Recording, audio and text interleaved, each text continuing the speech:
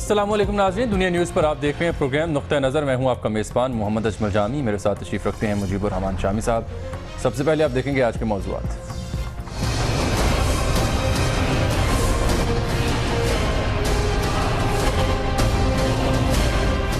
بس بہت ہو چکا، افغان مہاجرین کو واپس جانا ہوگا۔ افغان حکومت نے واپس نہ بلایا تو دھکے دے کر نکالیں گے، وزیر داخلہ بلوچستان سرفراز بگٹی کا اعلان۔ این ڈی ایس اور را افغان مہاجرین کو استعمال کر رہے ہیں، مہاجرین کے بھیس میں چھپے 6 دہشت گرد گرفتار۔ کیا افغان مہاجرین کی واپسی کی کوئی ڈیڈ لائن ہے اور ان کی واپسی اب مشکل کیوں ہو چکی ہے؟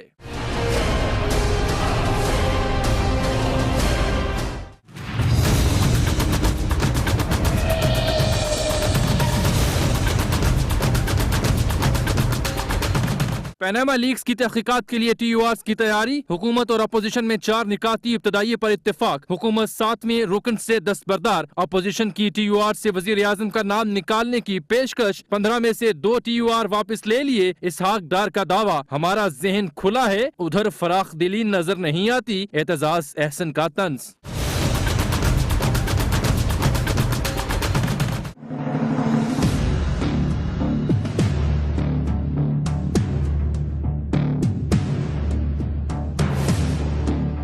افغان طالبان نے امن مذاکرات مسترد کر دیے، جنگی کارروائیاں جاری رکھنے کا اعلان۔ پاکستان نے 5 روز بعد ملا اختر منصور کی ہلاکت کی تصدیق کر دی۔ طالبان کا مذاکرات کی میز پر جلد آنے کا کوئی امکان نہیں، اوباما کو تشویش۔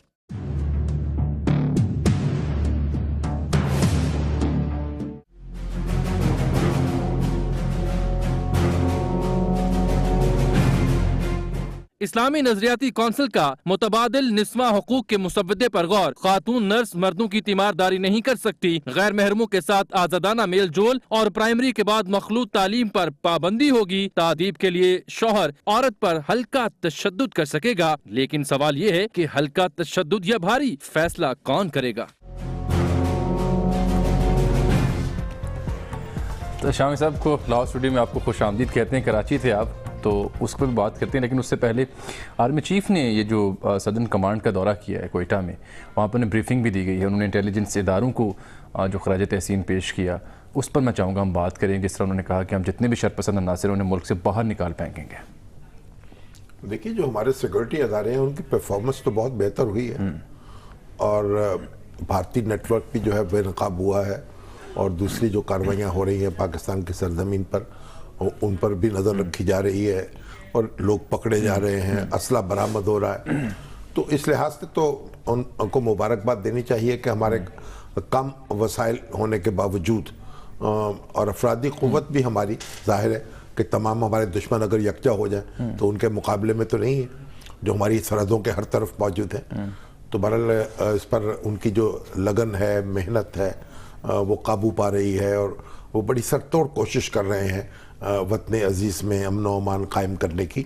اور اسی طرح سے آپ دیکھیے کہ یہ بات بھی کہی ہے آرمی چیف نے کہ جو یعنی اشارہ یہی لگتا ہے کہ افغان مہاجرین جو ہیں ان کی واپسی جو ہے اس کو بھی یقینی بنایا جائے گا۔ اور یہ بات جو ہے ذرا مختلف رنگ میں ہمارے جو بگٹی صاحب ہیں، جی وزیر داخلہ سرفراز بگٹی صاحب، انہوں نے بھی کہی ہے۔ نہیں، انہوں نے تو بڑا واضح کہی، بڑے واضح الفاظ میں انہوں نے یہ جملہ کہا۔ انہوں نے کہا کہ جب ہمیں ان کو واپس جانا ہوگا، ہم تنگ آ چکے ہیں، وگرنہ دھکے دے کے ہم انہیں نکالیں گے۔ اقوام متحدہ اور دیگر ادارے اس سلسلے میں اپنا کردار ادا کریں، ورنہ پھر انہوں نے یہ بہت نامناسب ظاہر خیال ہے۔ الفاظ کا چناؤ جو ہے وہ بڑی احتیاط سے کرنا چاہیے۔ یہ افغان مہاجرین جو ہیں ان میں سے بہت سے پاکستانی ہیں، پاکستان میں پیدا ہوئے ہیں، یہیں پلے ہیں، یہیں بڑے ہیں۔ اگر یہ ایک امریکہ میں پیدا ہوتے تو یہ امریکی بن چکے ہوتے، اور پاکستان میں پاکستانی جو وہاں دنیا کے مختلف ملکوں میں، یورپ میں رہ رہے ہیں، وہیں کے شہری بن چکے ہیں۔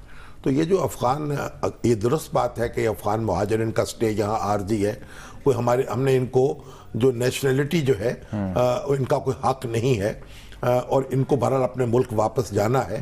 اور دیکھیے ان کو اس وقت جو افغان مہاجر ہیں ہمارے پاس 15 لاکھ رجسٹرڈ مہاجر ہیں، یعنی جو یونائٹڈ نیشنز کا ہائی کمشنر ہے ریفیوجیز کا، اس نے رجسٹر کر رکھے ہیں، اور ان کا خرچہ جو ہے $78 سالانہ کے حساب سے وہ پاکستان کو دیا جاتا ہے، یعنی ان لوگوں کو راشن کے لیے 7800 روپے سالانہ آپ سمجھیے سال کے یہ فیکس وہ فراہم کرتی ہے اقوام متحدہ۔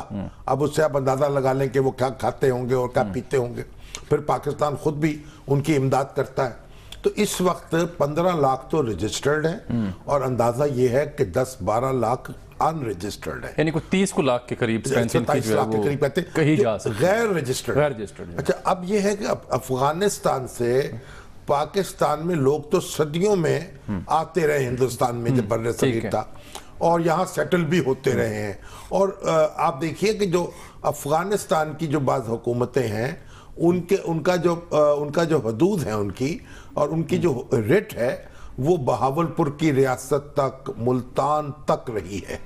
تو یہ جو خطہ ہے جغرافیائی تبدیلیاں بہت آئیں۔ ابھی بھی آپ دیکھیے کہ ہمارے ہاں جتنے آپ مختلف علاقوں میں سب کانٹیننٹ کے خان آباد ہیں، تاجک آباد ہیں، ازبک آباد ہیں، مغل آباد ہیں، یہ سب وہاں سے آئے ہیں۔ لیکن جب افغانستان پر حملہ ہوا سوویت یونین کا اور وہاں پھر بہت بڑی تعداد میں لوگ یہاں آئے، ایران بھی گئے، پاکستان بھی گئے، پھر اس کے بعد جب 9/11 کے بعد حملہ ہوا، امریکہ نے بمباری کی، اس کے بعد لوگ یہاں آئے اور بہت سے واپس بھی چلے گئے، بہت سے یہاں آ گئے، آتے رہے، جاتے رہے۔ مگر تاریخی حوالے سے جو پرسپیکٹیو تو درست ہے، نہیں درست نہیں ہے نا۔ اب ہر شخص جو ہے ان میں سے وہ تخریب کار نہیں ہے۔ جس طرح پاکستان کے اندر خود پاکستان کے شہری بھی تو ایسے ہیں نا جو ایجنٹ بن گئے، جو ہندوستان پہنچے، جنہوں نے وہاں تربیت لی۔ اب ہم یہ کہیں کہ پاکستان کے سارے شہری جو ہیں ان کو ہم نکال باہر کریں گے کیونکہ ان کے اندر راکے ایجنٹ بھی چھپے ہوئے، اور آج بھی یعنی جو کراچی سے روز اسلحہ برآمد ہو رہا ہے، میری رینجرز والوں سے گفتگو ہو رہی تھی، وہ کہہ رہے تھے ایسا اسلحہ برآمد ہوا ہے کراچی سے اور ہو رہا ہے، یہ معمولی نہیں ہے وہ، یعنی فاٹا میں جو اسلحہ برآمد نہیں ہوا وہ کراچی سے ہو رہا ہے۔ تو اب دیکھیے اصل ایک بات یہ جہاں زخم ہو نا وہیں مرہم لگانی چاہیے، اور جہاں چوٹ بھی وہیں لگانی چاہیے یہاں ضرورت ہو۔ اب جو میرا سوال تھا اس کی اب انٹینسٹی نرم ہوگی ہے کی وجہ سے، یہ جو اصل میں یہ جاننا چاہ رہا دیکھیے افغان مہاجرین جو ہیں اب کئی ان کو لینے کو تیار نہیں ہو رہی افغان حکومت، کئی جو ہے وہ دنیا کے دوسرے ملکوں میں سیٹل کیا گیا ان کو، اور ان کو چھوٹی تھوڑی تعداد میں بھیجا جا رہا ہے۔ جب واپس پرویز مشرف کے دور میں کافی بڑی تعداد میں یہ لوگ واپس گئے تھے، پھر واپس آ جاتے، ان کو $100 جانے کا خرچہ بھی دیا گیا تھا تاکہ سیٹل ہو جائے۔ اب بات یہ ہے کہ وہاں کے حالات اچھے ہوں گے تو یہ جائیں گے، ابھی تو نہ روزگار ہے، نہ امن ہے، نہ سکون ہے، ان کے لیے تو یہ جنت ہے نا، پاکستان جنت ہے، ان کے لیے بھی ہے، ہمارے لیے بھی ہے۔ ہم بات سن لیں پہلے، جی بریک ایک لینے بعد میں لیں گے، چلیں جی رک جائیں ابھی، ٹھیک ہے، یہ جنت ہے، ہمیں اس کا اندازہ نہیں ہے، اور یہ لوگ جو ہیں اب اس طرح ڈنڈے سے آپ ہانک نہیں سکتے۔ آپ کے ہاں تو بنگلہ دیشی آباد ہیں، آپ کے ہاں برما سے آئے ہوئے آباد ہیں، آپ کے ہاں انڈیا سے آئے ہوئے آباد ہیں، آپ کے دنیا کے ہر خطے سے پاکستان میں آ کے لوگ آباد ہیں، اور پاکستان کے شناختی کارڈ بھی لے چکے ہیں اور پاسپورٹ بھی لے چکے ہیں۔ تو کوئی ڈنڈا آج تک ایسا ایجاد نہیں ہوا جو لاکھوں افراد کو نکال کر باہر کر دے۔ تو ہمیں یہ ان کو سکروٹنائز ضرور کرنا چاہیے، پوری کوشش کرنی چاہیے کہ وہ واپس باعزت طریقے سے واپس جائیں، اور ان کی چھان پھٹک بھی ہونی چاہیے، جن کو شناختی کارڈ جاری ہو چکے ہیں ان کا بھی جائزہ لینا چاہیے ایک ایک کا۔ اور جو انہوں نے کہا ہے نا چودھری نثار علی صاحب نے، اگرچہ مشن امپاسبل ہے نظر آتا، لیکن اگر نادرہ کی ڈیوٹی لگائی جائے، ایک ایک جو کارڈ ہے اس کی جانچ پڑتال کی جائے، اس میں بھی کوئی مذائقہ نہیں ہے۔ یہ تو بہت لمبی ایکسرسائز، جو بھی ہے لمبی ایکسرسائز بھی کرنی پڑے گی، اب بہت کچھ کرنا پڑے گا اگر کرنا چاہیے، جو ہے ان پہ سوال پھر اٹھے گا۔ ہاں جی، لیکن شامی صاحب اس میں جو سوال یہ تھا کہ بریک لے لیں، آپ بریک ایک لے لیتے ہیں، لیکن وہ اب کہہ رہے ہیں وہ کہہ رہے ہیں کہ اب جاری رکھیں گفتگو کو۔ چلیں جی بریک لے لیتے ہیں، ناظرین ملتے ہیں آپ سے اس بریک کے بعد۔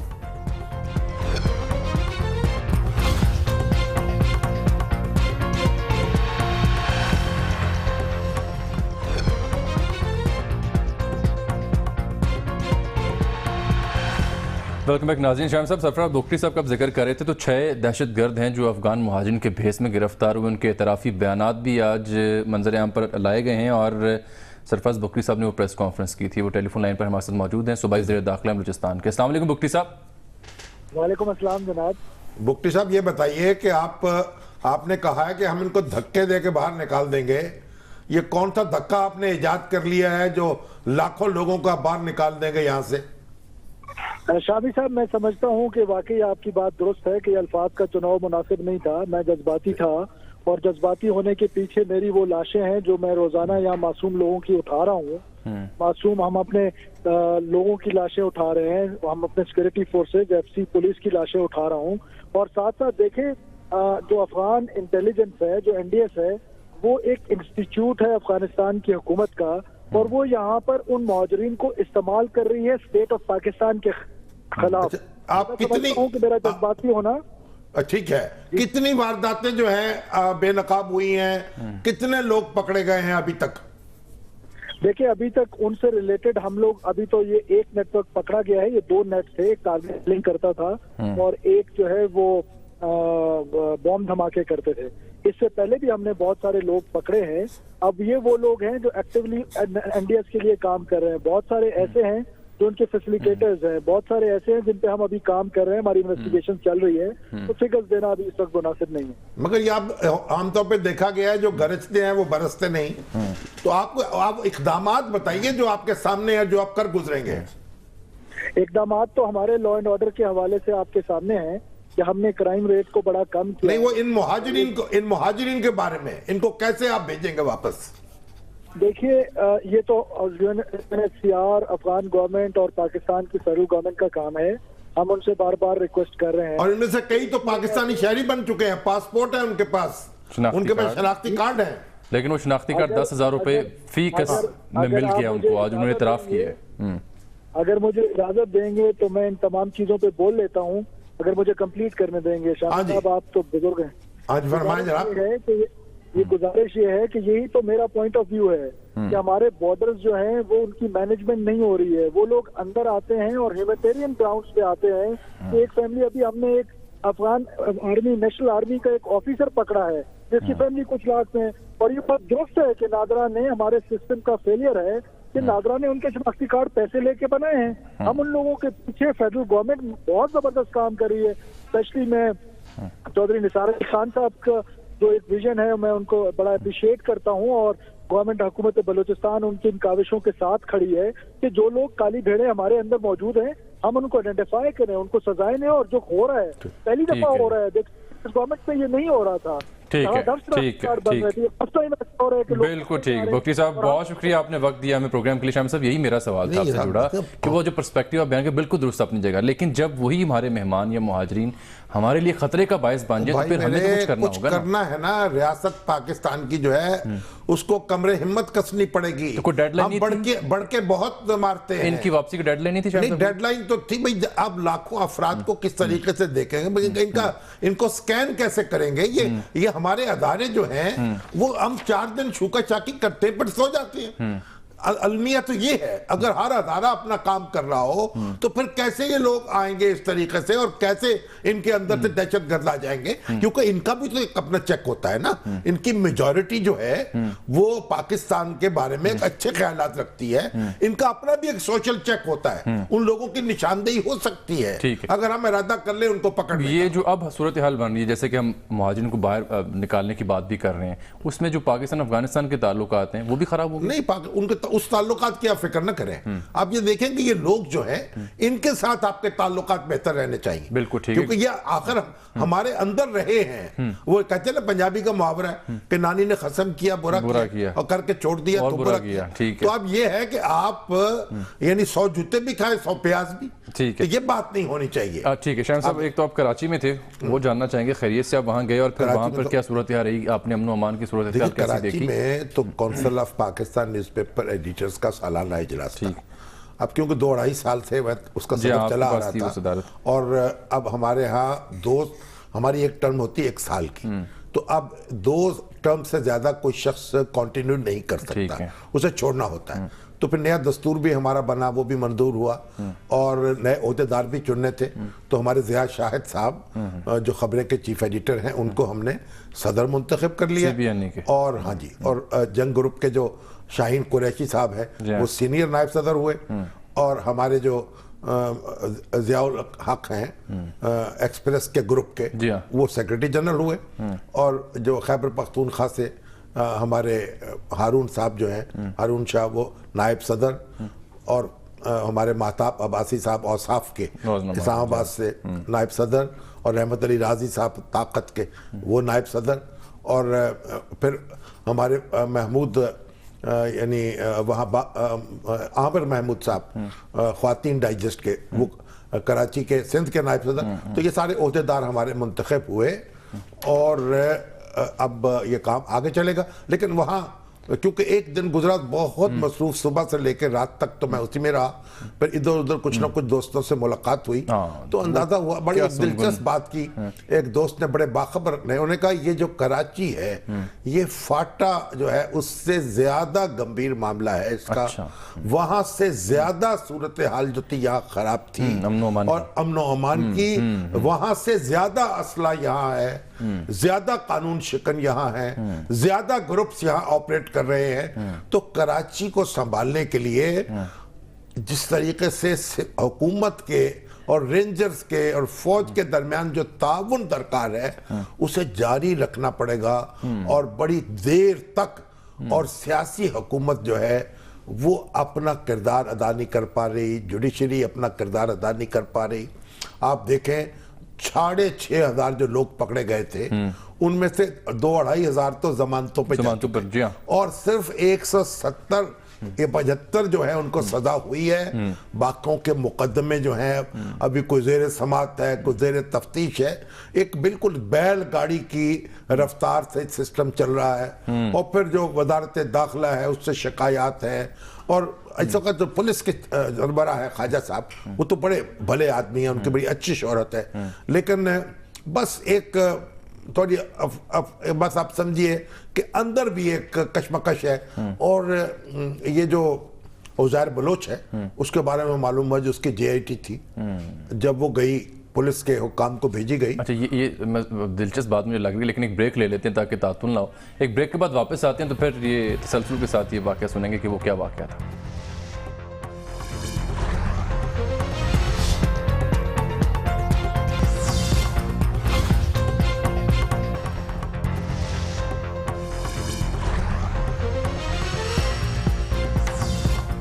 वेलकम बैक नाज़रीन। ब्रेक से पहले हम जिक्र कर रहे थे कराची की मजमूई अमन व अमान की सूरत हाल के हवाले से, और जो प्रोसिक्यूशन का मामला उस पर बात हो रही थी, और उज़ैर बलोच का जिक्र किया था शामी साहब ने कि उसकी JIT रिपोर्ट जब गई।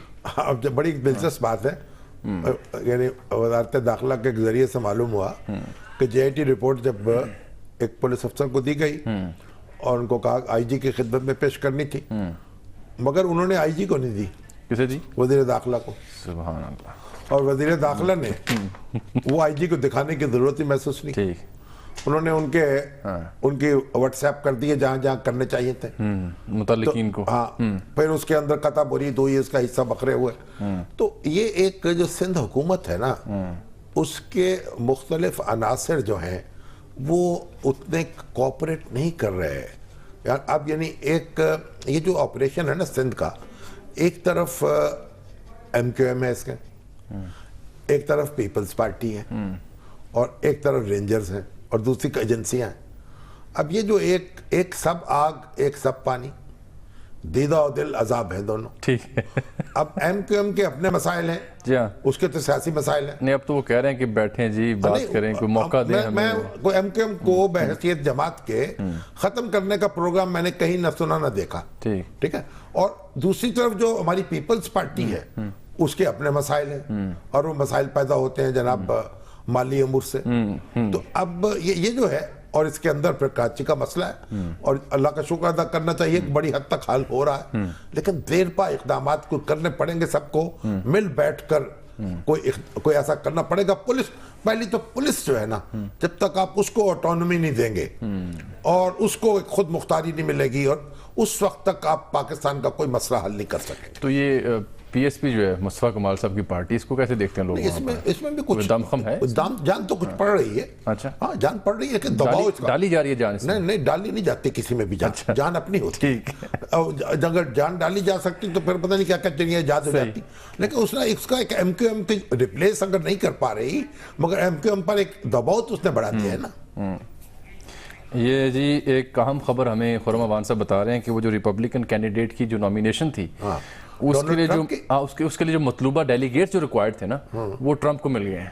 اچھا تو وہ اب ٹرمپ صاحب ایز ایکسپیکٹڈ کہ وہ توقع تھی کہ وہ ڈونلڈ ٹرمپ جو ہیں وہ ہوں گے صدارتی امیدوار ہو جائیں گے ریپبلکنز کے, اور اب وہ اپنے آپ کو تھوڑا سا امینڈ کر رہے ہیں. لیکن اب آگے دیکھیے جس نے الیکشن کے دن کیا ہوتا ہے. اگر آپ کو یہ خبر سننی پڑی کہ منتخب ہو گئے جیسے نریندر مودی صاحب ہو گئے تو پھر دیکھیے کیا ہوتا ہے. لیکن بہرحال بہت سارے امریکن دوست ہمارے جو ہیں ان سے جب گفتگو ہوتی ہے ان کو توقع یہ ہے کہ امریکہ کو دن نہیں دیکھنا پڑے گا. چلیں دیکھتے ہیں کیا کرتے ہیں. اچھا شامی صاحب آگے بڑھتے ہیں اور اب بات کر لیتے ہیں یہ جو پیناما لیکس کے لیے جو کمیٹی بیٹھ رہی ہے اس میں بڑی دلچسپ کچھ پیش رفت ہوئی ہیں, اور اس سے پہلے کہ ان کی ڈیٹیل بتاؤں میں چودھری اعتزاز صاحب کا بیان سنا دیں. دیکھیں جی چودھری صاحب نے کیا کہا آج کی ملاقات کے بعد. 10 پیروں پہ پیراگرافوں پہ اگر اتفاق ہوا بھی مرحلہ وار چل رہے ہیں تو وہ اتفاق رائے نہیں ہے. اگر وہ سمجھتے ہیں کہ وزیر اعظم کا نام آتا ہے وہ بھی ہم نکالنے کو تیار ہیں, اس پہ ایگریمنٹ نہیں ہوئی پر ہماری طرف سے پیشکش ہے. وزیر اعظم کا نام ٹی یو آر سے نکالنے کی ہم نے پیشکش کی ہے. تو اپوزیشن عمران خان صاحب یہ تو وزیر اعظم کا نام ڈالنا چاہ رہے تھے, ٹی یو آر میں مزید تھے کہ جناب اس پہ زیادہ خوش نہ ہو. بہت باریک ہیں واعظ کی چالیں. اچھا لرز جاتا ہے آواز اذان سے. تو یہ جو کہہ رہے ہیں کہ وزیر اعظم کا نام نکالتے, وزیر اعظم کا نام ڈال ہی نہیں سکتے کیونکہ اس کے اندر تو پاناما لیکس میں ان کا نام ہے ہی نہیں. لیکن ان کا خیال ہے کہ جب خاندان آئے گا وہاں تو پھر اس کے بعد آہستہ آہستہ کہیں اور تک پہنچ جائیں گے, وزیر اعظم تک پہنچ جائیں گے. مجھے یاد سے پڑتا ہے شامی صاحب جب ان کے ٹیورز اپوزیشن کے ہم نے پڑھے تفصیل کے تو اس میں وزیر اعظم سے مراد صرف نواز شریف صاحب تھے. ہاں تو وہی انہی کو ٹارگٹ کرنا ہے نا. لیکن اصل بات یہ ہے کہ اب یہ اپوزیشن کو اور حکومت کو یعنی اتفاق رائے سے یہ اقدامات کرنے چاہیے تاکہ جو سیاست دان ہے نا ان کا کوئی بھرم جو ہے وہ سوسائٹی میں قائم رہے اور لوگ ان سے کوئی اچھی توقعات لگا سکیں. اسحاق ڈار صاحب تو یہ بھی دعویٰ کریں کہ 15 جو ان کے ٹی یو آر اس میں 2 انہوں نے واپس لے لیے اور اب جو 7ویں رکن تھے آفیشو جنہیں کہا جاتا ہے زاہد احمد صاحب کہہ رہے ہیں ان میں سے ایک نام ہم اپنا نکال لیں گے, وزیر اعظم سے بات ان سے منظوری لے لیں گے. رکھیں گے مطلب اس میں زاہد احمد صاحب کو لگا دیں گے, ویسے 7 بھی ہو سکتے ہیں. اگر لیکن آپ کی کل سجیشن یہ تھی کہ ان کو کہتے ہیں ان کو بھی اجازت دے دیں کہ وہ 7واں آدمی لے لیں تو بہرحال یہ تو ایک معمولی سی مسئلہ ہے. لیکن اصل بات یہ ہے کہ ان کو جوہری اتفاق کرنا چاہیے تاکہ یہ تحقیقات ہو سکے اور قوم کا اطمینان ہو سکے. ٹھیک ہے. اسلامی نظریاتی کونسل نے جی متبادل حقوق نسواں کے بل کے مسودے پر غور کیا ہے اور کچھ تجاویز جو ہیں وہ انہوں نے پیش کی ہیں لیکن وہ حتمی نہیں ہیں. ٹھیک ہے, اس میں ابھی غور و خوض جاری ہے. ہاں لیکن وہ چیدہ جو معاملہ سامنے ہے وہ انہوں نے یہ کہا ہے کہ ایک تو زبردستی مذہب تبدیل نہیں کسی کو کرنے دیا جائے گا, 3 سال سزا ہوگی.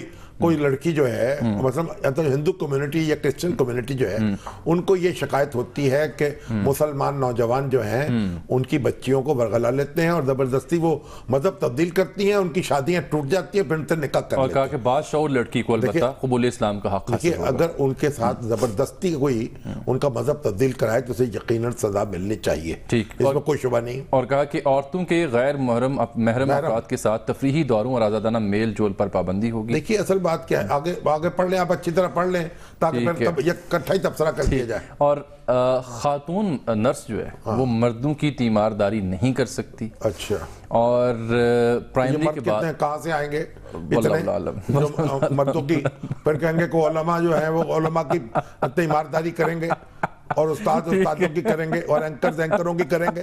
مطلب یہ جو ابھی ناقابل عمل چیزیں اس وقت نظر آ رہی ہیں. سنیے نا, تو میل نرسز تو ہے ہی نہیں ہمارے پاس. پرائمری کے بعد مخلوط تعلیم پر پابندی عائد ہوگی.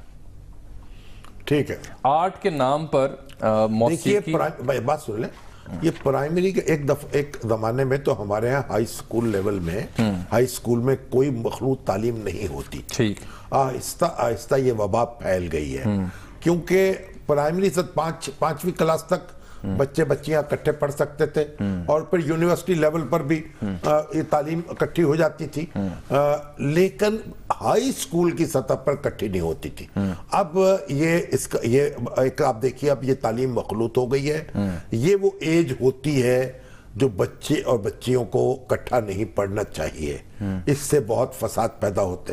اور میں تو وہاں انڈیا میں گیا तो हमारा जो टैक्सी चला रहा था ड्राइवर, वो कहने लगा जी यहाँ हम तो अपने बच्चे जो हैं, बताने लगा, बेचारा दुखड़ा रो रहा था, और हिंदू नौजवान था, वो कह रहा था कि हम बच्चियां जो हैं मेरी, मैं उनको प्राइवेट स्कूल में दाखिल कर रहा हूं और मुझे बड़ी फीस अदा करनी पड़ती है। तो हमने कहा आप उसे सरकारी स्कूल में दाखिल क्यों नहीं कर? उन्होंने कहा सरकारी स्कूलों में मखलूत तालीम है पहली जमात से और हाई स्कूल तक, और बच्चे और बच्चियां उनके बाद जो इंटरनेट देख रहे हैं उनके बड़े नताइज निकल रहे हैं, और बच्चियां उसी उम्र में उनको वरगला लिया जाता है। तो हम जो है हम अपनी बच्चियों को सरकारी स्कूलों में नहीं भेजा। अब ब्रेक का वक्त आने पर, लेकिन 2-3 और कुछ तो ये तो एक बात एहतियात की है, लेकिन देखिए इसमें आप तालिबात के लिए स्कूल कायम होने चाहिए अलग से, जैसे पहले होते थे, और चॉइस हो जाए, अगर कोई चाहता है तो पढ़ाना तो उसकी मर्जी है। आर्ट के नाम पर रक्स, मौसीकी, मुजस्समा साजी की तालीम पर पाबंदी हो गया। पता नहीं ये हुक्म निस्बा बिल था, ये एक और बात मामला तय कर रहे थे। और फिर ये कहा जा रहा है जनाब, ये मुझे इसकी समझ नहीं है कि माँ के मुतबादिल दूध पर मबनी इश्तिहारात पर पाबंदी। कहते हैं माँ का दूध का कोई मुतबादिल नहीं है, ठीक है, इसलिए उसके और ये पाबंदी होगी माँ को 2 साल तक दूध पिलाएगा। किसी को कोई मर्ज है तो क्या करे? वो जो माँ नहीं पिला सकती फिर उसका क्या मसला होगा? ये सारी गैर मुतल्लका बातें हैं। अहम तरीन बात ये थी कि तादीब के लिए शौहर औरत पर हल्का तशद्दुद कर सकता है, और मेरा सवाल ये था कि हल्का या भारी इसका फैसला इस बात की भी अब इजाजत नहीं दी जा सकती। इस मामले में उलमा कराम अपनी ख्वातीन के साथ भी ये बेतकल्लुफी नहीं कर सकते, अगर वो चाहें तो उनको भी सजा मिलेगी इस बात की। और उन्होंने कहा कि एक जो 3 तलाक़ें बैक-वक्त देगा उसको सजा मिल सकेगी। असल बात यह है कि 3 तलाक़ें जो बैक-वक्त दें उनको 3 तलाक समझना ही नहीं चाहिए। कुरान उनको एक रकात समझता, एक तलाक समझता है, एक तलाक करार दिया जाए, और जो इस मामले में एक वाज़े कर दिया जाए तो ये अच्छी बात होगी। बहरहाल कुछ न कुछ इस्लाहात की ज़रूरत है, लेकिन एक बात समझ लें कि अल्लामा इकबाल की उम्र भी इस पे गुजरी, उन्होंने बड़ी कोशिश की कि फ़िक़्ह जदीद फ़िक़्ह जो है मुरत्तब होनी चाहिए, और उसके लिए उन्होंने फिर मौलाना मौदूदी को दावत दी और वो उनके पास दारुल इस्लाम आए, और ताकि फ़िक़्ह जो है वो मुदव्वन हो सके, नई आज के ज़माने के मुताबिक जो नहीं काम हो सका अभी भी नहीं हुआ। ठीक है, ये जो फ़िक़्ह हमारी है, ये फ़िक़्ह हनफी या फ़िक़्ह शाफ़ी, फ़िक़्ह मालिकी, ये अपने अपने दौर की फ़िक़्हें हैं। ये इस्लाम जो है वो तो अब्दी है उसके असूल, लेकिन उनकी इंटरप्रिटेशन बदलती रहेगी हर जमाने के हालात के मुताबिक, बेसिक प्रिंसिपल्स की रोशनी में। ठीक है, तो इसलिए ये फ़िक़्ह अपनी बनानी होगी। और ये जो सारी बातें कर रहे हैं ये पुराने बात ज़माने की, आज से सदियों पहले की बातें कर रहे हैं। आज तो जदीद और कदीम उलमा हैं, वो मिलकर बैठे मसाइल का हल तलाश करें, और इस तरह की बातें यकतरफा तौर पर नहीं हो सकती। ठीक है जी, एक ब्रेक नाज़रीन यहाँ पर लेते हैं, वापस आते हैं तो जमात इस्लामी के करप्शन के खिलाफ ट्रेन मार्च का जिक्र करेंगे एक ब्रेक के बाद।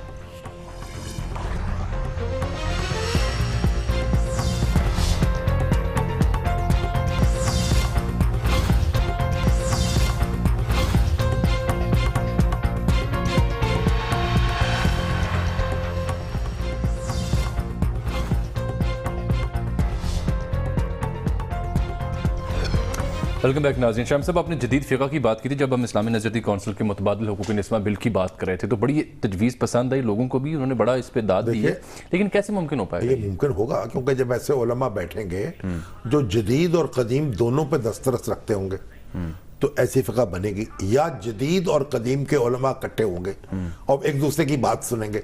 और ये जो इस्लामी नज़रियाती कौंसिल थी ये बनाई इसीलिए गई थी कि मुख्तलिफ शोबों के माहिरीन इकट्ठे हों और फिर वो इस्लामी असूलों की रोशनी में ये मामला तय करें, रिकमेंड करें।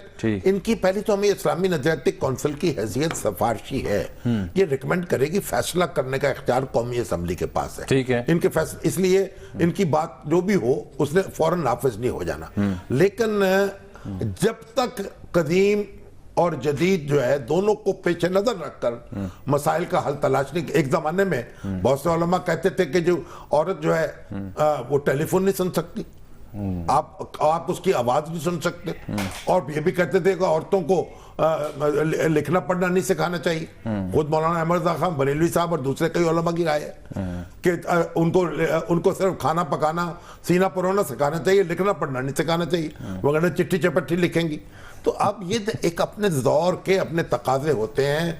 अब ये बातें पुरानी जो हैं वो नहीं चल सकती, ये इंटरप्रिटेशंस हैं। और देखिए अब जो वक्त के हिसाब से वक्त के हिसाब से होती हैं। इमाम मालिक जो हैं उनके नज़दीक आप देखिए कबायली सोसाइटी के रहने वाले थे, उनके नज़दीक वली जो है लड़की का, वालिद या उसका सरपरस्त, उसकी मर्जी के बगैर शादी नहीं हो सकती।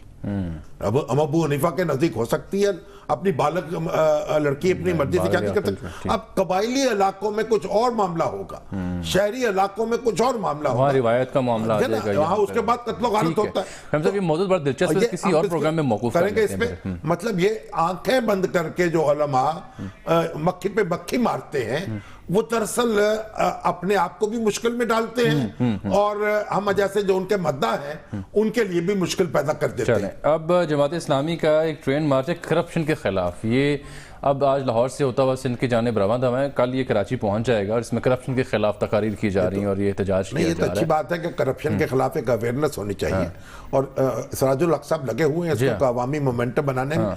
एक असल बात ये है कि एक गौर खौज की बात है ना, ये गौर करना चाहिए, माहिरीन मिलकर बैठें और तजावीज़ पेश करें हमारी मुआशरत में, हमारी मईशत में, कि हमारे इंतजामी मामलात में किस तरह के इक़दामात की ज़रूरत है कि हम करप्शन को कम कर सकें। ये भी देखना है ना। लेकिन इसके साथ साथ खुर्शीद शाह साहब की सदारत एक पब्लिक अकाउंट्स कमेटी के इजलास में मुझे मैसेज एक व्हाट्सएप पे आया हुआ, तो CDA के ऑडिट एतराज़ पर जब बात हो रही थी तो बताया गया कि 1981 में F7 में इस्लामाबाद में रिफाई मकासद के लिए राज़ी दी गई प्रोफेसर खुर्शीद अहमद साहब को, जो कि सीनियर रुकन है जमात इस्लामी की, आजकल लंदन में तबीयत उनकी नासाज है, तो वो 1982 में उन्हें ग्राउंड फ्लोर पर मार्केट बनाने की इजाज़त उन्होंने ली, फिर उन्होंने इसको कमर्शियल किया, बेसमेंट को, फर्स्ट फ्लोर को। मतलब यह कि पहले उनकी इमारत कमर्शियल थोड़ी हुई है, फिर उसे बेच दिया, फिर दूसरा हिस्सा जब देखा कि वो बहुत महंगी हो गई है, फिर कमर्शियल बिल्डिंग हो गई जब पूरी, तो उसको बेच दिया गया। और ये हमारे असलम खान साहब हैं, जर्नलिस्ट हैं, सीनियर जर्नलिस्ट हैं, कॉलम निगार हैं, ये उन कमेटी की, और कहा गया कि वो उन्होंने जो CDA के रूल्स हैं उनकी खिलाफ वर्जी की है। एक प्लॉट को पहले कमर्शियल करवाया, फिर उसको बेचा है जो रफाही मकसद के लिए लिया गया था। लेकिन इसके मेरा ख्याल डायरेक्टर जनरल ये जो हैं जी Pakistan institute of policy studies Khalid Rahman साहब है, ये कहते हैं जी मेरी नजरों से ये मामला गुजरा है। नहीं, वो खुद उसके क्योंकि उसमें डायरेक्टर जनरल हैं, खुर्शीद साहब तो उसके सरबराह थे, तो उनसे मालूम कर लेते हैं कैसे। नहीं, अब वो प्रोग्राम वक्त जो है खत्म हो गया हमारा प्रोग्राम। उनका ये कहना ये है जो मुझे मालूम हुआ था, अब कल उनको ये किसी फिर ले लेंगे, वो ये फरमाते हैं खुलासा ये है कि ये जो कार्रवाई थी, ये एक अदारे ने ये इजाजत हासिल करके बाकायदा CDA को फीस भरी, ये फीस भरी और अपने मामला चलाने के लिए कमर्शियलाइज उसको जब कमर्शियल किया, फिर उसको बेचा, तो वो फंड भी है, फंड जो है वो अदारे के पास है, उसी की मलकियत है, किसी ने शख्सी तौर पर इस्तेमाल नहीं किया। वह शख्सी बददयांती जो है उसका जोड़ा नहीं जा सकता मामला। ठीक है, प्रोग्राम अपना यहाँ पर खत्म हो गया। आपसे मुलाकात होगी अगले प्रोग्राम में, इजाजत दीजिए, अल्लाह हाफिज़।